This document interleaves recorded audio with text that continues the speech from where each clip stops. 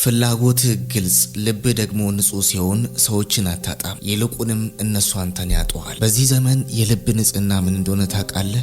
ማስመሰል፣ መሸንገል፣ ያልሆኑትን ሆኛለሁ ማለት ነው። ልብ ንጹህ ሲሆን ተንኮል አታውቅም፣ ሰዎችን አታታልልም፣ ወይም ያደረከውን መልካም ነገር አትቆጥርም። እውነተኛ ትሆናለህ። ሁልጊዜም ታማኝ ሆነ ትገኛለህ። ያለምንም ድብቅ ዓላማ ሰውን ከልብ ትወዳለህ። ሰዎች ግን ቅንነትን እንደ ድክመት ይቆጥሩታል፣ በትዕግስት ይጠቀሙብሃል፣ ዝምታንም አቅልለው ያዩታል፣ ግድ የለሽ ሆኑብሃል። ልብ ንጹህ በመሆኑ ምክንያት የምታጣቸው ሰዎች ኪሳራ ሳይሆኑ ቦታ ማስያዝ ነው። ወደህ ሳይሆን ካንተ ጋር ስለማይጣጣሙ ነው። ያንተ መገኘት የልባቸውን ክፋት ያጋልጥባቸዋል፣ ህሊናቸውን ይወቅሳቸዋል፣ ምቾት ይነሳቸዋል። ያንተ መገኘት እውነትን ሲፈልግ፣ የነሱ መገኘት ግን ኩራትን ይፈልጋል። እውነት ወደ ክፍሉ ሲገባ ኩራት ሁልጊዜ ይወጣል። አንተ እነሱን አላጣቸውም፣ እነሱ ግን መልካም የሚመኝላቸውን ሰው አጡ እንጂ።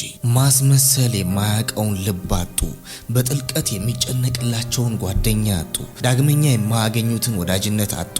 ጊዜ ይርዘም እንጂ ህይወት ያጡት ነገር ምን ያህል ከባድ እንደሆነ ያሳያቸዋል።